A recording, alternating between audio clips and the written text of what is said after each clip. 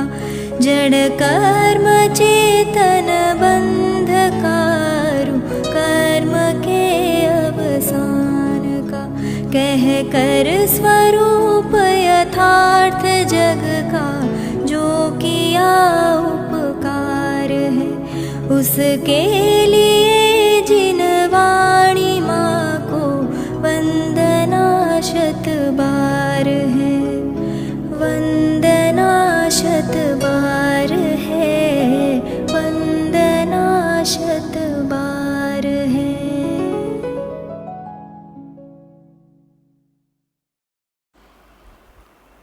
ओम नमः सदेभ्यः ओम नमः सदेभ्यः ओम नमः सदेभ्यः। परमार्थનો સ્વરૂપ પદ્મનંદી પંચવિંશતિકા શાસ્ત્રને આધારે છેલ્લા 10-12 શ્લોકોનો આપણે સ્વાધ્યાય પૂરો કરી ચૂક્યા છીએ। 11મા શ્લોકમાં આપણે છેલ્લે જોયું હતું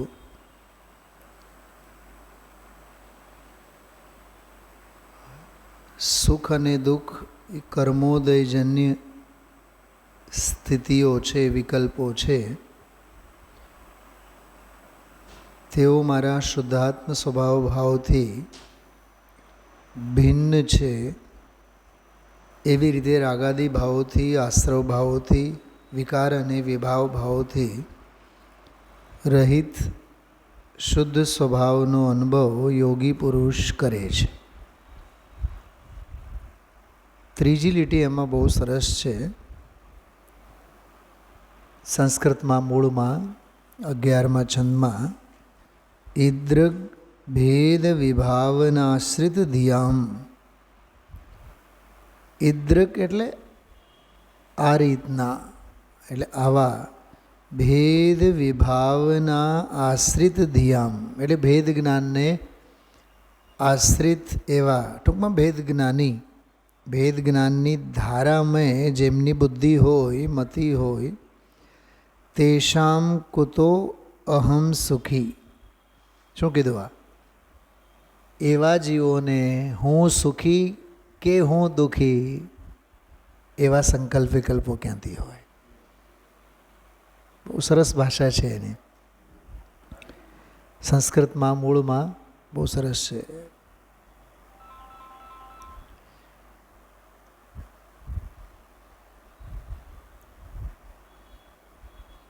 તો આમાં ઇન્દ્રિયજન્ય સુખ દુઃખ, સંયોગજન્ય સુખ દુઃખ મારા વિભાવો છે અને હું તો અતિન્દ્રિય સુખ સ્વભાવે છું, તો સંયોગજન્ય સુખ દુઃખમાં હું સુખી અને દુઃખી કેવી રીતે થઈ શકું? એવી રીતે પરમાર્થનું ચિંતન સાધક કરે છે। જો સાંભળો, આખું કાવ્ય સાંભળો 11મું। जीवों को जो सुख दुख होते वे सब कर्मोदय से हैं। जो कर्मोदय जुदा, कर्मोदय जन्य संयोगो जुदा, संयोगोना लक्ष्य થતા વિકારો જુદા અને વિકાર વિભાવ ભાવોથી સાતા અને અસાતા રૂપ અનુભૂતિ જુદી। સંયોગ જુદા, નો કર્મ, સંયોગનો લક્ષ એ વિકારી ભાવ, એ સંયોગના લક્ષિત થતા રાગાદી વિકારી ભાવો એ જુદા। રાગાદી ભાવોમાં ઇષ્ટ અને અનિષ્ટ બુદ્ધિ હોવાથી થતા ગમા અને અણગમારૂપ સુખ દુઃખના પરિણામો। આમાં એમ કહે છે પર મારા નથી, હું પરમાં નથી, પરના વિભાવો મારામાં નથી અને મારો સ્વભાવ પરમાં નથી, અને પરના લક્ષ્ય થતા વિભાવ ભાવ એ મારો શાશ્વત સ્વરૂપ નથી, એ મારી કર્મધારા છે। અશુદ્ધ નિશ્ચય નયે એ મારી કર્મધારા। સાધક આમ સમજે છે, જગતના મિથ્યા દૃષ્ટિની વાત નથી, આ સમજણ ધરાવતા જ્ઞાનીની વાત છે। સમજાણું શું કીધું? જો ભાવેશભાઈ, અજ્ઞાની દુઃખી કે સુખી? દુઃખી. એને ખબર છે? નહીં. બરાબર, એક વાત. બીજી વાત, જ્ઞાની સુખી કે દુઃખી? સુખી ને. સુખી છતાં પુરુષાર્થ કરે છે કે નહીં? છતાં ભેદ જ્ઞાનની ધારા ચાલે છે કે નહીં? એનો અર્થ પૂરા સુખી નથી. હજી સુખમાં કંઈક ખૂટે છે. એનો અર્થ સીધા બોલો ને, દુઃખી એ છે. ભૂમિકા પ્રમાણે દુઃખ છે કે નહીં, પરલક્ષનું પરિણામ છે કે નહીં.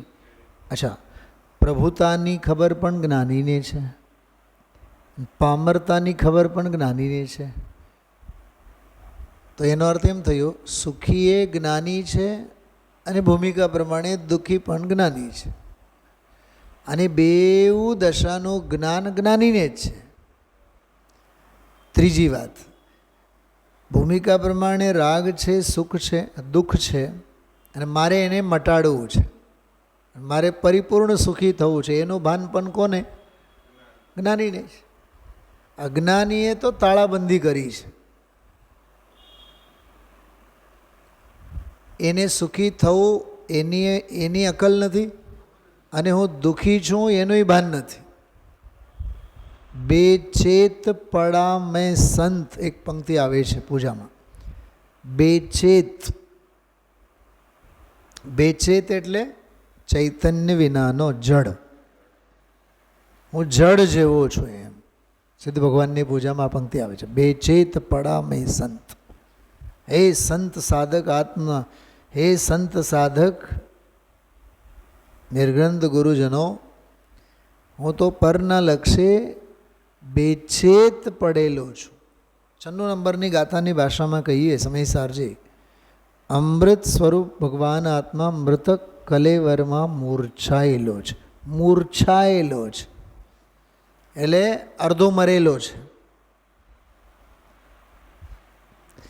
મરેલો ને અડધો મરેલો એમાં ફેર શું? એક જ છે ને. તો સંયોગજન્ય સુખ દુઃખો નથી એમ નથી, છે. હોવા છતાં તે પુણ્ય પાપ શુભ અશુભ સાતા અસાતા કે સુખ દુઃખ વિભાવ ભાવોથી હું ત્રિકાળ જુદો છું એવું ભેદ જ્ઞાન જેને વર્તે છે તે સાધક કહે છે, અમે ઇન્દ્રિય સુખે સુખી ક્યાંથી, ઇન્દ્રિય દુઃખે દુઃખી ક્યાંથી.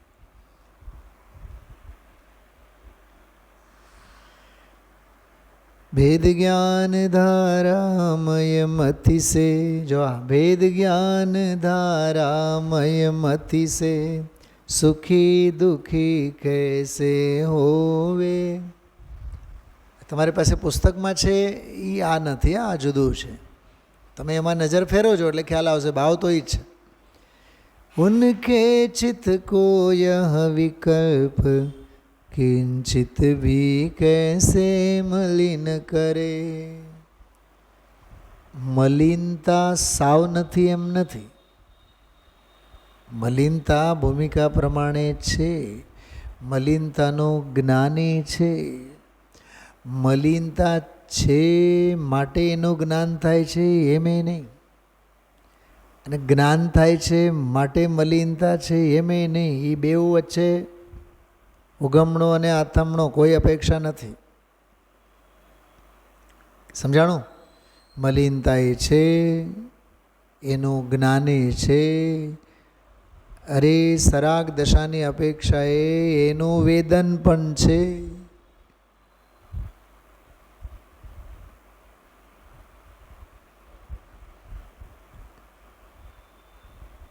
ઉદય અપેક્ષાએ રાગનું વેદન, દૃષ્ટિ અપેક્ષાએ સ્વરૂપનું સ્વસંવેદન છે કે નહીં? જ્ઞાનીને કળા છે ને એની પાસે, ભેદ જ્ઞાનની કળા છે. યા ભેદ જ્ઞાન ધારામય મતિ સે સુખી દુઃખી કૈસે હોવે. હજુ ભેદ જ્ઞાનની ધારા જ એની પાસે હોય દુઃખી કેવી રીતે થાય અને સુખી કેવી રીતે થાય. ભાવેશભાઈ, હું આ સ્ટુડન્ટ્સ લોકોને ઘણીવાર એક વાત કહેતો હું. ફર્સ્ટ સેકન્ડ થર્ડ ટોપ સ્ટુડન્ટ હોય ને એમને ઊભા કરું, બધાને કહું. અને જે લાસ્ટ બેન્ચર હોય એ થર્ડ ક્લાસમાં પાસ થતો હોય, હું એને કહું, સમજ કે તું ટીચર છે અને આ ત્રણેયના પેપર તારે ચેક કરવાના છે કે તું ફેલ કરી જ નહીં શક આમને. કેમ કે 90% ને 95% ને 100માંથી 100% માર્ક્સ લેનારા છોકરાઓ એ લખવાના જ છે ને પેપરમાં, તો તું ફેલ કેવી રીતે કરે ને. એમ જેની પાસે ભેદ જ્ઞાનની કળા છે એ પુણ્ય અને પાપના ઉદયમાં શુભ અને અશુભમાં સુખી દુઃખી થઈ જ કેવી રીતે શકે. કંઈક સમજાણું? અખંડ આત્માની આરાધનામાં જે હોય એ ચક્રવર્તી 6 ખંડમાં ખંડિત ક્યાંથી થાય? નહીં સમજ્યા?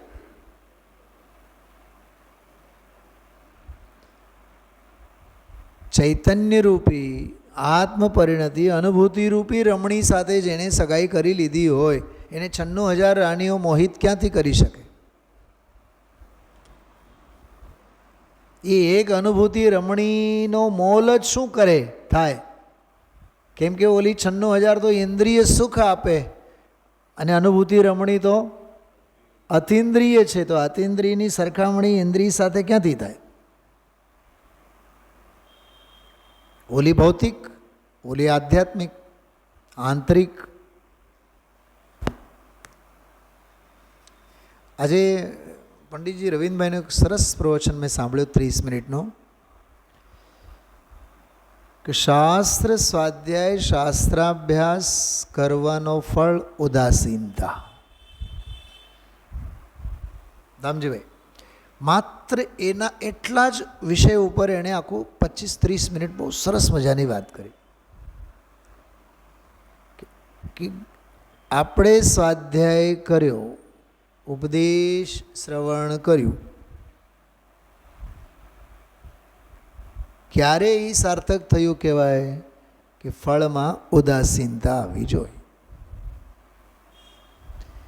ક્ષેમંકર મુનિરાજ પાસેથી વજ્રનાભી ચક્રવર્તીએ ઉપદેશ સાંભળ્યો, સુન રાજા વૈરાગે. આવ્યું તો કે નહીં? ઉપદેશ સાંભળીને વૈરાગ્ય ધારણ કર્યું. કાનને સારું લાગે છે માટે ઉપદેશ સાંભળવો ગ્રહિત મિથ્યાત્વ છે, નવો ગ્રહિત મિથ્યાત્વ છે.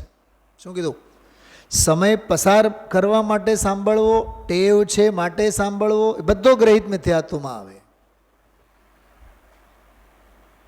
મારે વૈરાગ્યને વીતરાગતાના પગથિયા ચઢવા છે. જેમ કે આ પગથિયા આમ ચડે છે તો ક્યાંક ગંતવ્ય પહોંચે છે કે નહીં?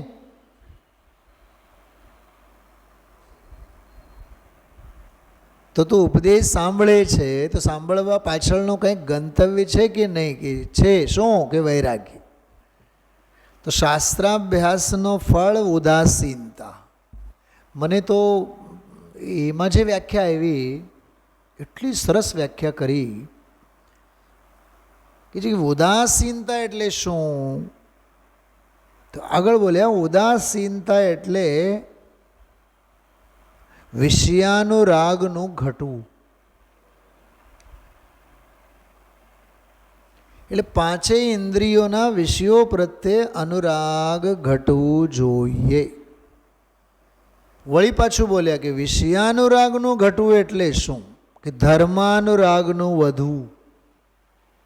જો ઉદાસીનતાવાળી વાત ચાલે છે અને શાસ્ત્રાભ્યાસના ફળની વાત ચાલે છે.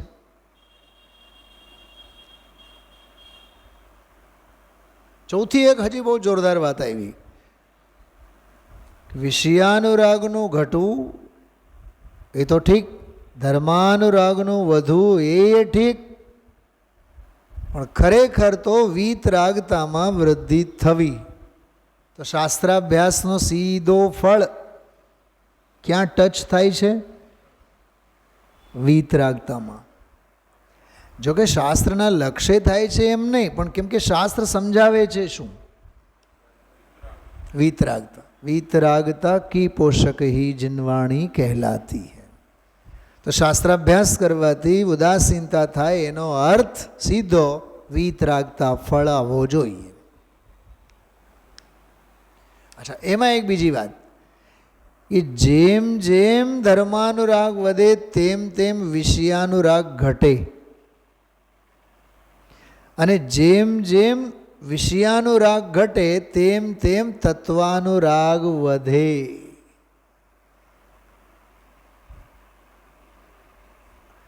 બહારની પ્રવૃત્તિ જેમ જેમ ઓછી થાય તેમ તેમ અંદરની પ્રવૃત્તિ વધે, અંદરની પ્રવૃત્તિ જેમ જેમ વધે તેમ તેમ બહારની પ્રવૃત્તિ ઘટે. સમકાળ છે. 74મી ગાથામાં એ જ વાત છે. વિજ્ઞાન ઘન થયો થકો, જેમ જેમ થતો જાય તેમ તેમ આશ્રવોથી નિવૃત્ત થતો જાય. બોલો, અમીર બનવા માટે શું કરવાનું? કેટલી ગરીબાઈને હટાવવાની? નહીં, ગરીબાઈને યાદ જ નહીં કરો. અમીર બનતા જાઓ, અમીર થતા જાઓ. ગરીબાઈ તો ક્યાં ભાપ બનીને ઉડી ગયો ખબર જ નહીં પડી.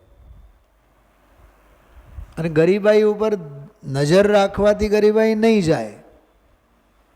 મીટ માંડો અમીરાઈ ઉપર, પુરુષાર્થ કરે જાઓ, તનતોડ મહેનત કરે જાઓ.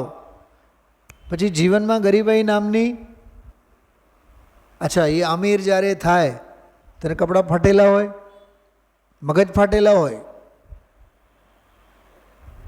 કપડાં ન ફાટેલા હોય.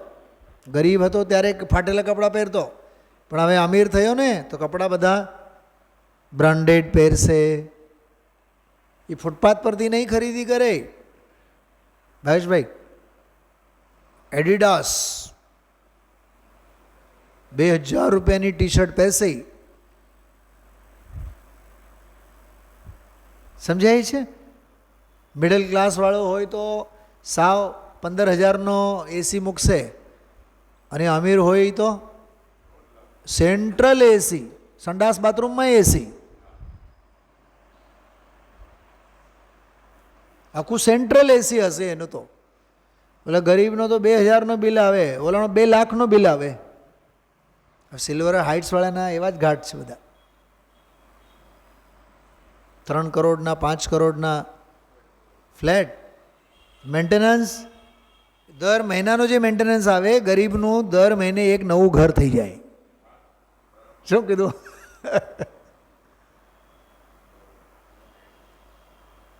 ગરીબનું દર મહિને એક નવું ઘર થઈ જાય, એટલો તો એનું મેન્ટેનન્સ. હા, એટલે કહેવાનો અર્થ એવું છે, જેટલા મોટા થાવ ચાળા પણ એટલા જ મોટા હોય. હર્ષદ મહેતા કેટલાની ચોરી કરી હતી? 1 લાખ, 2 લાખ, 10, 20 કરોડ? મને યાદ નથી. 600, 700, 800 કે કેટલા જયેશભાઈ? હા, એમ જ છે. 3 આંકડા કે 4 આંકડામાં છે. અને મરવા માટે દવાખાનાની પથારીએ નહીં મળી, જેલમાં જ મરી ગયો. હતો જૈન. બોલો શું જૈન? કોણ? શ્વેતાંબર હતો, સ્થાનકવાસી હતો, ખબર ને? હર્ષદ મહેતા. શ્વેતાંબર અને સ્થાનકવાસીને જૈનમાં લેવાય જ ક્યાં છે? ઠોડરમલજી તો ના પાડે છે. એ તો દુનિયા કહે જૈન હતો. ઘણા એમ કે મુકેશમાં અંબાણી પણ જૈન. અરે અંબાજીને માને એ મુકેશ અંબાણી ક્યાંથી જૈન? આપણે કારણ વિના યશ ખાટીએ. એ ઓલાય જૈન અને આ જૈન. અરે જે દિગંબરમાં દિગંબર જૈનમાં જન્મ્યા છે એમને જૈનત્વનું ભાન નથી. ફલાણા જૈન, ઢીકણા જૈન. ઓલા અક્ષય કુમાર કે રાત્રે નથી જમતો એટલે પાકો જૈન. ઓહો, દુનિયાભરના 5 પાપ અને 7 વ્યસનમાં પડ્યા પાથર્યા રહેતા હોય, દારૂની મહેફિલે માનતા રહેતા હોય. Non vegetarian. શું નોન વેજીટેરિયન? ડુંગળી હા ખાય, બટાકા તો ખાય, ઈંડા માંસ માછલા ન ખાતા હોય એટલે નોન વેજીટેરિયન થઈ ગયો. એ શુદ્ધ શાકાહારી થઈ ગયો. શાકાહાર કોને કહેવાય તને ખબર છે?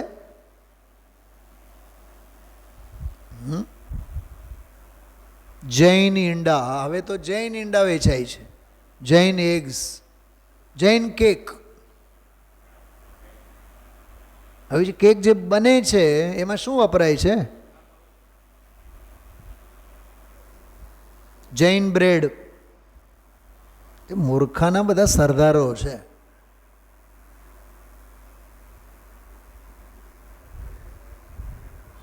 ખ્યાલમાં આવે છે? બ્રેડ, બટર ઇત્યાદિમાં બધામાં ઓલા કાણા કાણા કાણા કાણા જેવા બધા થાય ને, ઝીગઝાગ ઝીગઝાગ, એ શું છે? તો બ્રેડ અને વડાપાવ અને બધું મહાભક્ષ છે. ત્રસ ઘાતમાં આવે, બહુ ઘાતમાં આવે, હળવા જેવું નથી. ખાવાની વાત તો બહુ દૂર છે. જેના માટે વાત કરી ખબર? વિતરાગતા, ઉદાસીનતા.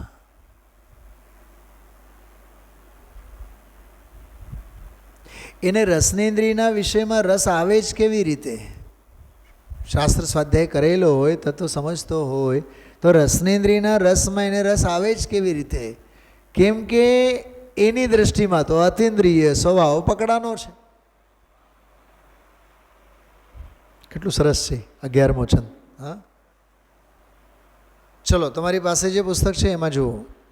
दुख व्याल से पूरित भवन हिंसा द्रुम जापार. एक मिनट 12मो, आमा 12मो છે.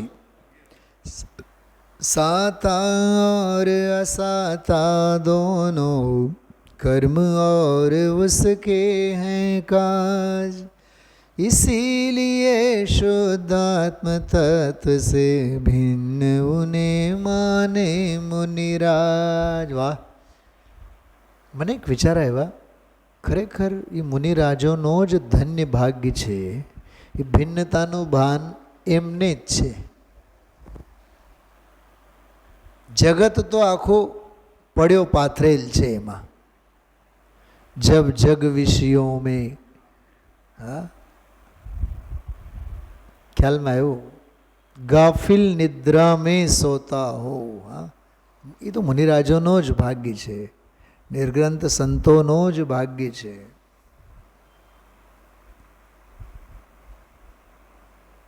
પરમ દિવસે રક્ષાબંધન છે ને, આવતીકાલે આપણે રક્ષાબંધનની યુગલજી દ્વારા લખેલ 15-17 પાનાની આખી અદ્ભુત કથા, 15-17 પાનામાં આખું ગુરુવંદના, રક્ષાબંધન પર્વ એટલે ગુરુવંદના, બહુ સરસ છે.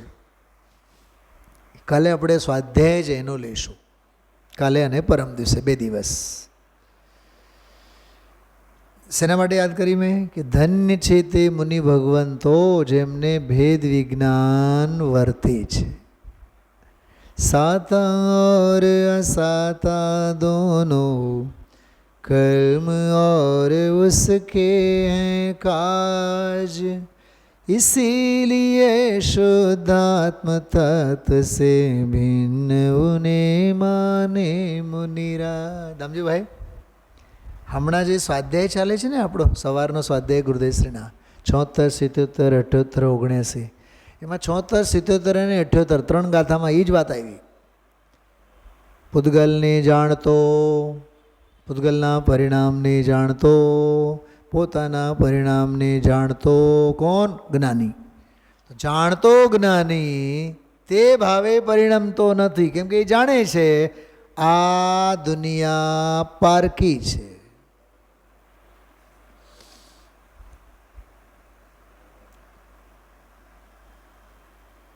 હું પહેલી વખત જ્યારે લંડન ગયો ને તો દુબઈ, વાયા દુબઈ ગયો હતો.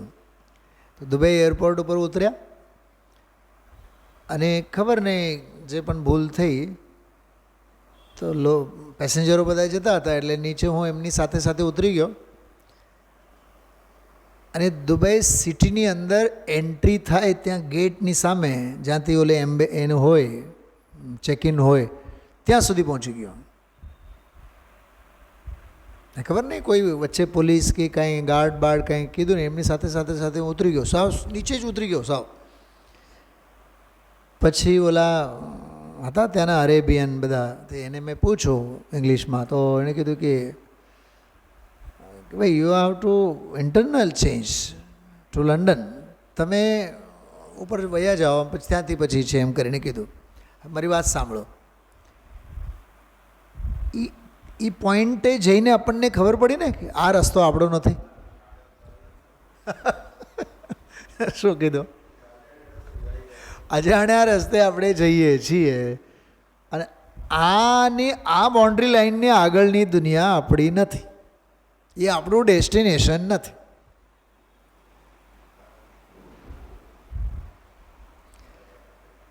ભાવભાષણ થાય કે નહીં એમ કહું છું.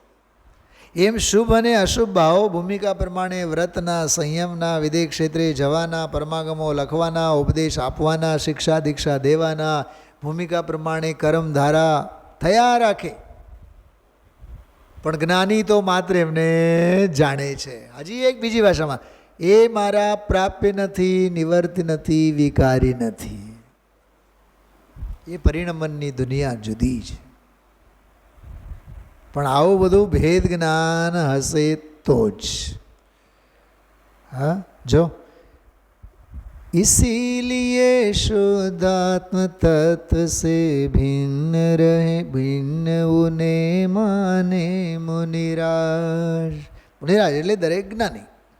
भेद भावना में ही जिनका रात દિવસ रहता है वास.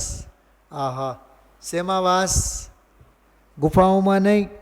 હવે બોલો, મુનિરાજ ક્યાં રહે છે? ગુફાઓમાં. બોલો, ગુફાઓમાં. અહીંયા ના પાડે છે, અહીંયા તો ના પાડે છે. भेद भावना में ही जिनका रात દિવસ रहता है वा. दिन रात आत्मा का चिंतन दिया.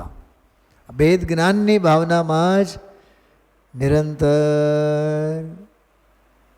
કોઈને કેન્સર હોય, ભયંકર રોગ, ડિટેક્ટ થયું કે કેન્સર છે, ઈલાજ ચાલુ છે, વર્ષોથી ચાલુ છે. એ વર્ષોની એની ઈલાજની યાત્રામાં કોઈ એવી ક્ષણ આવે કે મને કેન્સર છે જ નહીં, અથવા મારે કેન્સર મટાડવું જ નથી, એવું કોઈ ક્ષણ આવે એને? નહીં જ આવે. એનો અર્થ શું થયો? બોલો, કે કેન્સર છે અને મારે એને હર હાલમાં મટાડવું છે. એ ઈલાજ ધારા પ્રવાહ હોય કે નહીં? અચ્છા, એક વાત બતાવો ભાવેશભાઈ, તમારા જેવા યુવા મિત્રો સેંકડો એવા છે અહીંયા રાજકોટમાં, ઘણા સેંકડો, 10-20 નામ તો મેં હમણાં ગણાવી દઉં તમને. કેમ કે અષ્ટાનિકામાં 7-7:45 વાગે આવવાનું હોય. સાહેબ રાત્રે બહુ મોડેથી સૂઈએ, સવારે ઉઠાતું, મને એમ લાગે તમે પણ મને એકાદ વખત કીધું હતું, ઉઠાતું નથી. મેં કીધું બહાનાઓ સિવાય આ કાંઈ નથી. હું તમને એક લોજિક આપું, સાંભળો. તમે ટ્રેનમાં અહીંથી ઉપડ્યા, દુરંતો કયું છે? દુરંતો, હા, ફાસ્ટ ટ્રેનમાં નીકળ્યા, ઉપડ્યા અહીંથી બોમ્બે. હવે ઓર્ડિનરી બીજી જે ટ્રેનો છે એક્સપ્રેસ, એ સવારે 7 વાગે 8 વાગે બોરીવલી ઉતરે. ઓલી દુરંતો 3:30 વાગે ઉતરે. તો તમે સૂતા રહો છો કે ઉતરી જાઓ છો? કેમ? મારો પ્રશ્ન છે કેમ? કેમ કે મારો ડેસ્ટિનેશન તો 3:30 ઉતરવાનો છે. પાકો નિર્ણય છે ને. તો એ પાકો નિર્ણય જેને હોય એને નિંદર આવે કેવી રીતે?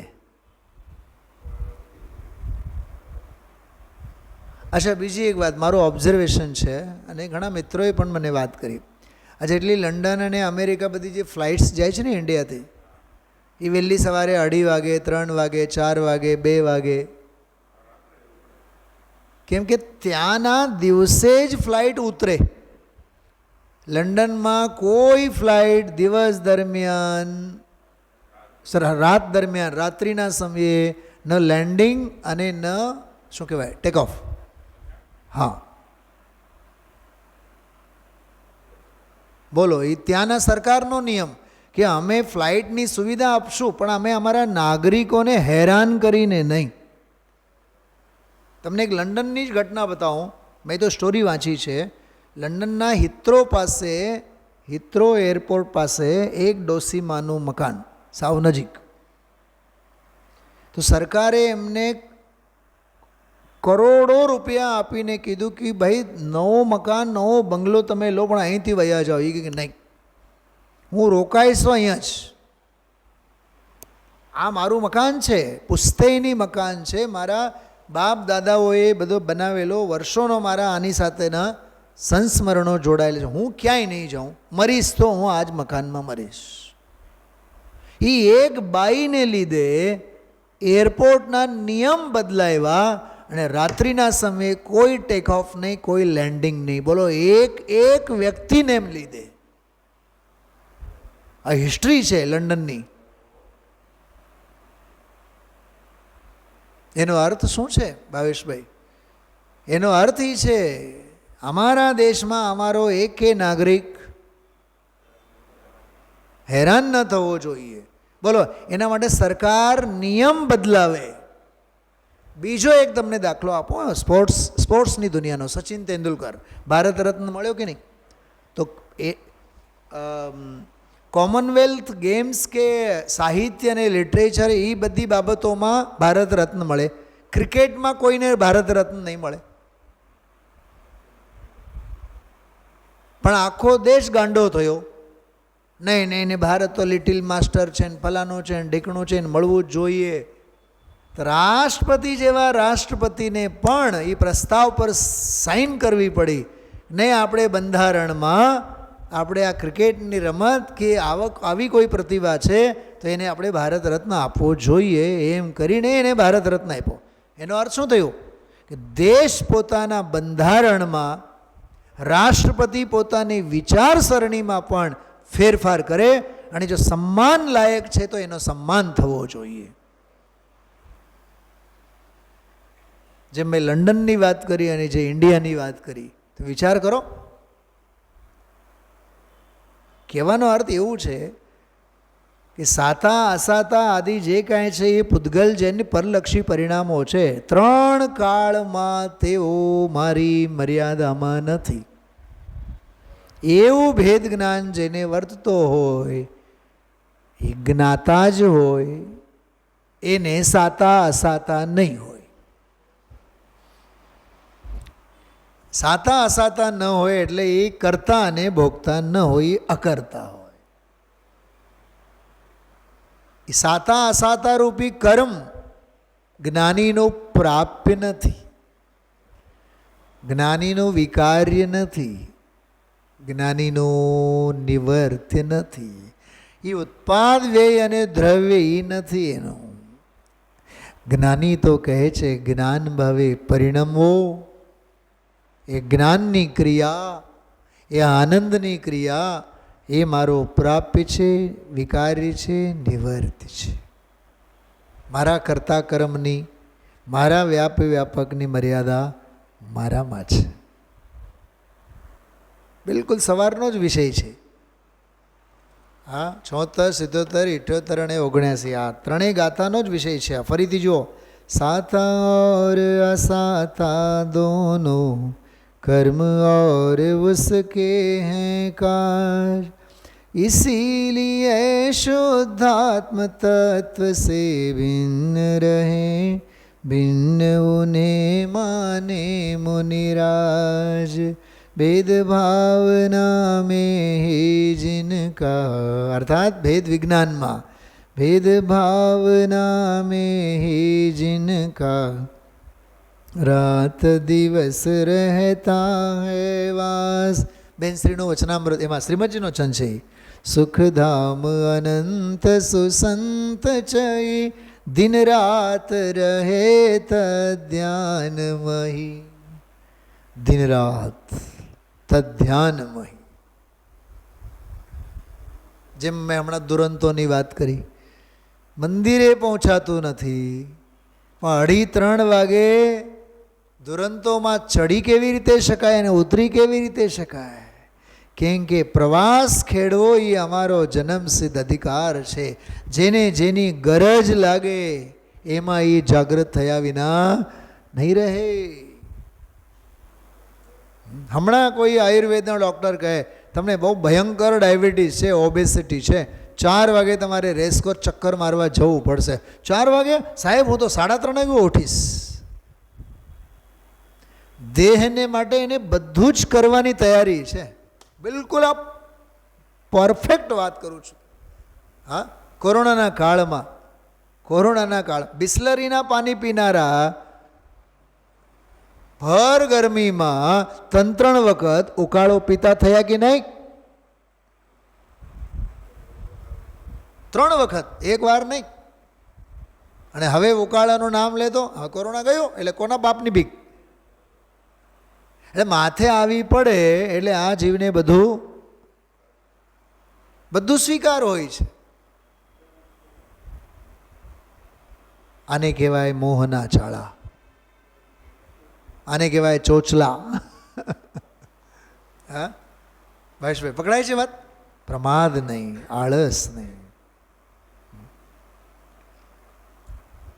ખરેખર એવું છે, સંયોગો અને દેહ પાડો એવી ટેવ પડે. કામ મારા જેવાને ચાય ન હોય ચાલશે, કોફી ન હોય ચાલશે, દૂધ નથી ચાલશે, પાણી નથી ચાલશે,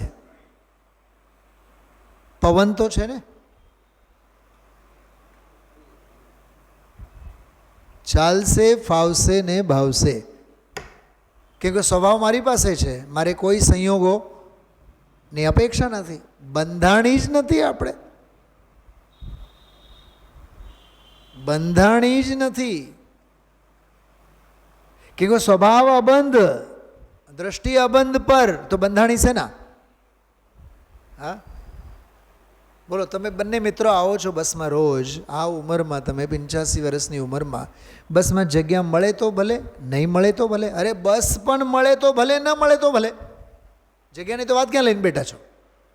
અમારે તો બસ મળે તો ભલે, ન મળે તો ભલે. અમે હર હાલમાં મંદિરે પહોંચવાનો, સ્વાધ્યાયમાં જવાનો એ આપણો જન્મસિદ્ધ અધિકાર છે. અમે તે મેળવીને જંપીશું. સિદ્ધાંતવાદી બનો. શું કીધું? તકવાદી જે હોય ને એ તકલાદી હોય. તકવાદી તકલાદી હોય, સિદ્ધાંતવાદી શાશ્વત હોય. શાશ્વત બનો. भेद ज्ञान ની ધારા નિરંતર. भेद भावना में ही जिनका रात दिवस रहता है वास, सुख दुख जन्य विकल्प कहाँ से. आहा जो सुख दुख जन्य विकल्प कहाँ से. ધનજીભાઈ, કેમ કે જ્ઞાની નિર્વિકલ્પમાં છે.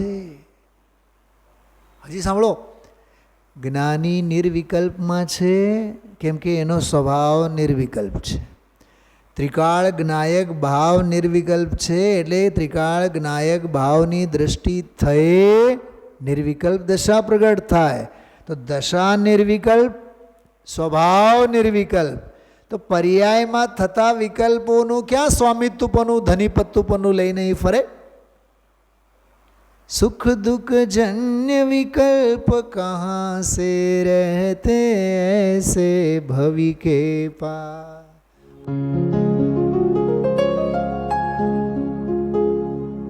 निज निधि निज में बताए यह अनंत उपकार है, उसके लिए जिन वाणी माँ को वंदना शत बार है, वंदना शत बार है, वंदना शत बार है.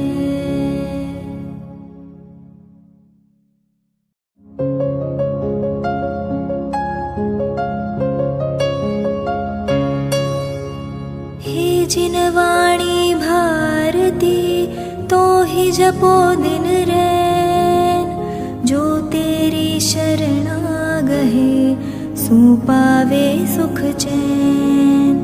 जा वाणी के ज्ञान ते सूझे लोकालोक, सो वाणी मस्तक नवो सदा देत हो ढोक, सदा देत